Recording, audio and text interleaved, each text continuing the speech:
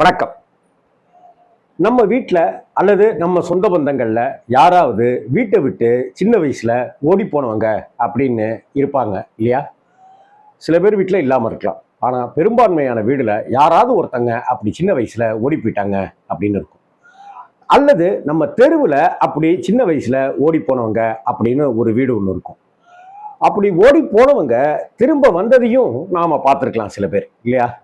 அப்படி ஒரு சின்ன வயசுல ஓடி போய் திரும்ப வாலிப வயசுல வீட்டுக்கு வந்த அந்த ஒருத்தருடைய கதை, வாழ்க்கையில எல்லாத்தையும் இழந்து தோத்து போனவனுடைய ஒரு கதை, எங்கேயுமே எதிலையுமே சரிவர பதிவு செய்யப்படாம இருக்கிற அந்த கதை, ஒரு வெயிலை போல உக்கிரமாகவும் உஷ்ணமாகவும் இருக்கிற அந்த வலியை, வேதனையை நமக்கு அப்படியே உள்ளது உள்ளபடி கடத்தினது தான் வசந்தபாலன் உடைய விக்ரம். அப்படி கடத்திய படம் தான் வெயில். அப்படி கடத்தியவர் தான் வசந்தபாலன். வசந்தபாலன் இயக்குனர் அவருடைய இரண்டாவது படம் இது. ஃபர்ஸ்ட் படம் ஆல்பம் அப்படின்னு எடுத்தாரு. இந்த படம் இதுல பசுபதியோட தம்பியாக பரத், பரத்தினுடைய காதலியாக பாவனா, இங்க சின்ன வயசுல பசுபதி சின்னவனா இருக்கும்போது, சிறுவனாக இருக்கும்போது சிநேகம் கொண்டிருக்கிற ஸ்ரேயா, ஜிஎம் குமார், இப்படி இவங்களுடைய வாழ்க்கை, டிகே கலா அவங்க அம்மாவா நடிச்சிருக்கிறது. இப்படின்னு இருக்கிற இந்த குடும்பம் ஒரு கசாப்பு கடைக்காரருடைய மகன்கள். அந்த கசாப்பு கடைக்காரருடைய மகன் அடிக்கடி சினிமா பார்க்க ஓடி போயிடுறது. அப்படி சிகரெட்டு குடிச்சிக்கிட்டு பீடி குடிச்சிக்கிட்டு சினிமா பார்த்துட்டு இருக்கும்போது அவனை உள்ள பூந்து தரன்னு இழுத்துட்டு வந்து விட்டு வெளுத்து அம்மனமாக ஆக்கி வெயிலில் ரோட்டில் போட்டு அவமானப்படுத்துறது. அந்த அவமானம் தாங்க முடியாமல் வீட்டில இருந்து காசும் கொஞ்சம் நகையும் எடுத்துக்கிட்டு ஊரை விட்டு போயிடுறது. அப்படி ஊரை விட்டு போனவன் எங்கெங்கேயோ போய் செங்கல்பட்டுக்கு பக்கத்தில் இருக்கிற திருக்கழுக்குன்றத்துக்கு வர்றது, அங்கே ஒரு தியேட்டரில் அடைக்கலமாக வருது அப்படின்னு அவருடைய வாழ்க்கை பயணிக்குது. தியேட்டரில் சின்ன சின்ன வேலைகள் செய்துட்டு இருந்து ஆப்ரேட்டராக இருந்து அந்த தியேட்டருக்கு எதிர்த்தாப்புல ஹோட்டல் வைக்கக்கூடியவங்க வந்து அங்கே அந்த வீட்டில் இருக்கிற ஒரு பெண் கூட பசுபதிக்கு ஒரு காதல் ஏற்படுது. வாழ்க்கையில் அந்த தியேட்டரும் அந்த காதலியும் தான் அவருக்கான உலகமாகவே மாறி போயிடுது. அப்படி உலகமாக மாறி போயிட்ட அந்த வாழ்க்கையில் சந்தோஷங்கள் நீடிச்சுதா அப்படின்னாக்க அங்கே தான் நீடிக்கலை. அந்த காதல் தெரிய வருது. அந்த காதல் தெரிய வருகிற வேளையில் அவங்களுக்கு பெரிய எதிர்ப்பு கிடைக்குது. அப்படி எதிர்ப்புல ஒரு கட்டத்துல அவனை பசுபதி கதாபாத்திரத்தை கொன்றுவிட வேண்டும் அப்படின்னு துடிச்சிட்டு இருக்கிற அந்த கூட்டத்துக்கு மத்தியில அவரை விட்டு அப்படின்னு சொல்லி அருவாமனையை எடுத்து மிரட்டுகிற அந்த நேரத்துல தன்னைத்தானே மாய்த்து கொள்கிற அந்த காதலிய சாகும் வரை அந்த காதலனால எப்படி மறக்க முடியும்?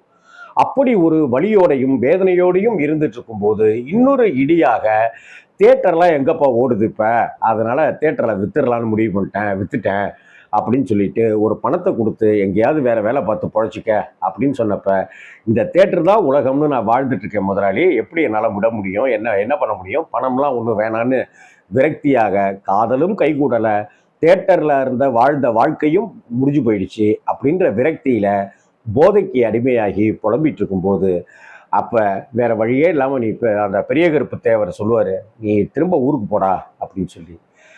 இதுக்கப்புறம் போனால் ஏற்றுக்குவாங்களா என்ன அப்படிங்கிற குழப்பத்தோட வருகிற அந்த முருகேசனுடைய வலியும் வேதனையும் சொல்லுலேயே அடங்காதது. அதை காட்சிகளாக பார்க்க பார்க்க அன்றைய இரவு நம்மளால் தூங்க முடியாது. என்னுடைய தாய் மாமா ராதா மாமான்னு பேர், ராதாகிருஷ்ணன். அவர் அப்படித்தான் சின்ன வயசுலேயே வீட்டை விட்டு வந்துட்டு அதற்கு பிறகு எங்கே இருக்காரு என்னன்னே தெரியாமல் இருந்து ஒரு கட்டத்தில் பெரம்பலூரில் அவர் இருக்காருன்னு தெரிந்து நான் அவரை போய் பார்த்தேன். எங்கள் வீட்டுக்கு அவர் வந்தார், திரும்ப தாத்தா வீட்டுக்கு வந்தார் அப்படின்னு இருக்கிற அந்த விஷயங்கள் எல்லாமே எனக்கு வெயில் படத்தை பார்க்கும் போதெல்லாம் ஞாபகத்துக்கு வந்துக்கிட்டே இருக்கும். கிட்டத்தட்ட லேசான வழுக்கையுமாக அந்த கருநிறம் கொண்ட அந்த மாநிறம் கொண்டவராக பசுபதியை பார்க்கும்போது என்னுடைய தாய் மாமாவை பார்க்கிற மாதிரி தான் அந்த படம் உணர்த்தும். இந்த படத்தை நான் மதுரையில் பணியாற்றி கொண்டிருக்கும்போது அங்கே இருக்கிற மாணிக்க விநாயகர் தேட்டரில் அந்த அந்த தேட்டரில் நான் அந்த படத்தை பார்த்தேன். ரிலீஸ் அன்னைக்கு திரும்பவும் பார்த்தேன் அப்படின்னு சொல்லிட்டு பல முறை அந்த படத்தை பார்த்தேன். அந்த படத்தை பார்க்கும் போதெல்லாம் மாமாவை பார்த்த ஒரு சந்தோஷம், மாமா மாமா இப்படி ஆயிட்டாரே அப்படிங்கிற ஒரு வழி தான் அந்த படத்தில் எனக்கு அதிகமாகவே கிடச்சிது. ஆனால் பல இரவுகள் அந்த படம் என்னை தூங்க விடலை. சரி, இந்த பக்கம் வந்து பார்த்தாக்க வீட்டிலேயே அடுத்தாப்புல இருக்கிற தம்பி பரத். அந்த பரத் கொஞ்சம் கொஞ்சமாக படித்து முன்னேறி ஒரு விளம்பர கம்பெனி ஒன்று வச்சுக்கிட்டு வாழ்ந்துட்டு இருக்கிறாரு. அந்த விளம்பர கம்பெனி லோக்கலில் வச்சு நடத்திட்டு இருக்கிறதுலையும் பல பிரச்சனைகள், அங்கேயும் பல எதிர்ப்புகள், எதிரிகள் அப்படின்ட்டுலாம் இருக்காங்க. அதை தாண்டி அவர் ஒவ்வொன்றா சாதிச்சுக்கிட்டே வர்றாரு. காசு பணத்தை சம்பாதிச்சு நிமிர்ந்துட்டு இருக்கிறாரு. ஊர் நாட்டில் அவருக்கு நல்ல பேர் கிடைச்சிட்டு இருக்கு. இதற்கு மத்தியில தான் பாவனா மீதான காதல் அப்படின்ட்டுலாம் வருது. இதுக்கு நடுவில் ஊரை விட்டு போன அந்த பசுபதி திரும்பவும் வீட்டுக்கு வராரு. ஆனால் சேர்த்துக்காம அப்பா துரத்தி விடுறாரு. ஒரு டீ கடையில் டீ குடிச்சிட்டு இருக்கும்போது தம்பியை பார்க்குறாரு. தம்பிக்கிட்ட அண்ணன் அப்படின்னு சொல்கிறாரு, இங்கே ஒரு வேலையாக வந்தேன், நான் இன்னொரு நாள் வரேன் வீட்டுக்கு அப்படின்னு சொல்லிட்டு போகிறாரு. அண்ணே வீட்டுக்கு போனீங்க அண்ணே, வாண்ண நீனு அப்படின்னு சொல்லி அந்த அண்ணனை கூட்டிகிட்டு வரதா இருக்கட்டும், அதற்கப்புறம் அந்த அண்ணனை உள்ளங்கையில் வச்சு தாங்குற தம்பி கதாபாத்திரமாக இருக்கட்டும்னு தமிழ் சினிமா இது வரைக்கும் பார்த்திடாத விஷயங்களில் நம்மளை கலங்கடிச்சிருப்பாரு வசந்தபாலன். இதை தாண்டி அதற்கு பிறகு என்ன நடக்குது, அங்கே வீட்டில் நடக்கிற ஒரு திருட்டுக்கும் அங்கே வீட்டில் ஒரு திருடு போயிடுச்சு அப்படின்னு சொல்லும் போதே பசுபதி மேலே எல்லாரும் சந்தேகம் கொள்றதா இருக்கட்டும், அதற்கு பிறகு அப்படிலாம் அண்ணன் செய்யல அப்படின்னு அவர் சொல்கிற பரத் சொல்லி அதை சமாளிக்கிற விதங்களாக இருக்கட்டும், ஒரு சட்டை வாங்கி கொடுக்கறதுலேருந்து தன்னுடைய நண்பர்களோட அண்ணனை வச்சுக்கிட்டு சேர்ந்து தண்ணி அடிக்கிற விஷயமா இருக்கட்டும், ஒரு கட்டத்தில் அவருக்கு வரக்கூடிய வணிக ரீதியிலான அந்த தொழில் நிமித்தமான அந்த எதிர்ப்பை சமாளிப்பதற்கு நம்மளால இந்த குடும்பத்துக்கு ஒரு பிரயோஜனமும் இல்லை. கடைசியில் நம்ம தம்பியும் நம்ம குடும்பமும் நல்லா இருக்கணுங்கிறதுக்காக பசுபதி எடுக்கிற அந்த முடிவுகளாக இருக்கட்டும்னு இந்த படம் ஒரு வெயில் உக்கரத்தை விட அதிகப்படியான டெம்பரேச்சர் கொண்ட தாக்கத்தை ஏற்படுத்தக்கூடிய ஒரு படமாக தான் பார்க்கிறேன். வசந்தபாலனுக்கு இந்த வெயில் திரைப்படத்தை கொடுத்ததுக்காக முதல்ல பாராட்டுக்களை தெரிவிச்சுக்கணும். அதுக்கு அடுத்த கட்டமா ஜிவி பிரகாஷ் அப்படிங்கிற ஒரு அற்புதமான இசையமைப்பாளரை இந்த படத்துல தான் வசந்தபாலன் அறிமுகப்படுத்தினார். இன்னைக்கு வசந்தபாலனுடைய உயரம் எங்கேயோ இருக்கு.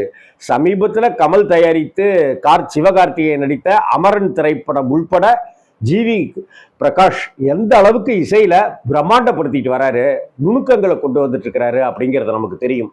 அந்த வகையில வெயிலோடு உறவாடி அப்படிங்கிற அந்த முதல் படத்திலேயே ஒரு அட்டகாசமான ஹிட் பாடலையும் கொடுத்தவர் தான் வசந்தபாலன் டைரக்ஷன்ல ஜிவி பிரகாஷ். அது மட்டும் இல்லாம உருகுதே மருகுதே அப்படின்னு மெலடியிலையும் அன்னிலிருந்து இன்னைக்கு வரைக்க தான் ஒரு தனித்துவமானவன் அப்படின்னு நிரூபிச்சுட்டே வர இசையமைப்பாளரை நாம பாராட்டணும்.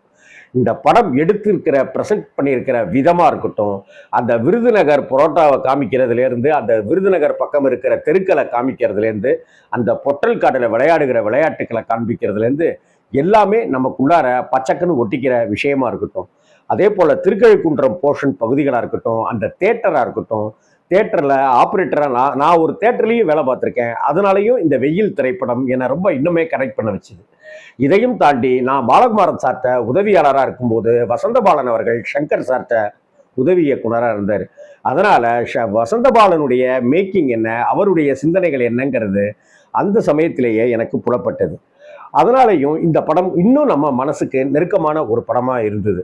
பசுபதி ஒரு ஆகச்சிறந்த நடிகர் அப்படிங்கிறது நமக்கு தெரியும் அப்படின்னு சொன்னாலும் கூட பசுபதி ஒரு பிரம்ம ராட்சச கலைஞன் அப்படிங்கிறத வெயில் படம் தான் மிக தெளிவுற உணர்த்திச்சு அப்படிங்கிறதும், பரபர துருதுரு சுறுசுறு அப்படின்னு இருக்கிற அந்த பரத் கதாபாத்திரம் அவ்வளவு அழகாக கட்டமைக்கப்பட்டிருக்கும் அப்படிங்கிறதும் நமக்கு தெரிஞ்சது.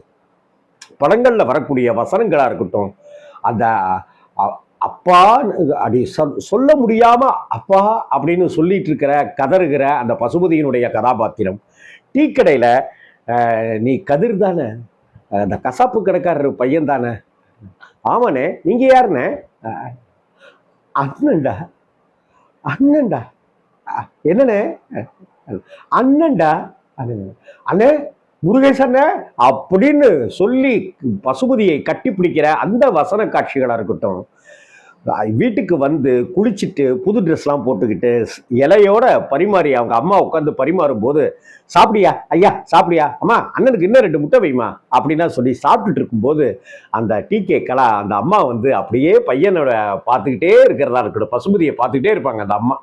இந்த உலகத்துல இருக்கிற எல்லா அம்மாக்களும் அப்படித்தாங்கிறத ரொம்ப அழகா உணர்த்தி இருப்பார் அந்த காட்சியின் மூலமாக. பசுபதி அப்படி நடந்து வரும்போது க்ளோஸ்அப்ல காட்டப்படுகிற அவருடைய சாதாரண ரப்பர் செருப்புல இருந்து, ஒரு அழுக்கு வேஷ்டியில இருந்து, தூக்கிட்டு வர பேக்ல இருந்து ஒவ்வொன்றுமே ஒரு கதாபாத்திரங்களா நமக்கு உருவகப்படுத்தி காட்சி அமைச்சிருப்பாரு வசந்த பாலன். வெயில் திரைப்படம் என் வாழ்நாள்ல மறக்க முடியாத திரைப்படங்கள்ல ஒண்ணு. ஒரு தமிழ் சினிமாவில் நீ சின்ன வயசுல இருந்து பார்த்துட்டு இருக்கீல, நீ உனக்கு பிடிச்ச 10 படங்கள் சொல்லு அப்படின்னாக்க அந்த 10 படங்களுக்குள்ளார இந்த வெயில் திரைப்படம் கண்டிப்பா வந்துடும். அந்த அளவுக்கு உங்களுக்குள்ளாரையும் இந்த வெயில் ஒரு உஷ்ணத்தை, ஒரு உக்கிரத்தை, ஒரு தகிப்பை, ஒரு தாகத்தை, ஒரு வெக்கத்தை, ஒரு வேதனையை, ஒரு அவமானத்தை இந்த படம் உங்களுக்குள்ளார அந்த வலியை உங்களுக்கு கடத்தி இருக்குன்னு சொன்னா அதுதான் இந்த வெயில் படத்தினுடைய பிரம்மாண்டமான வெற்றி அப்படின்னு நான் நினைக்கிறேன். தன்னுடைய குருநாதர் சங்கர் இந்த படத்தை தயாரிக்க முன் வந்ததும் அவருக்கு கூடுதல் பலம் ஏறி இருக்கும் அப்படின்னு நான் நம்புறேன். இந்த வெயில் திரைப்படத்தை இன்னைக்கு வேணாலும் பாருங்க, அழுகாம இருக்கவே முடியாது. அப்படிப்பட்ட ஒரு மகத்தான காவியம்தான் வெயில் திரைப்படம். வணக்கம்.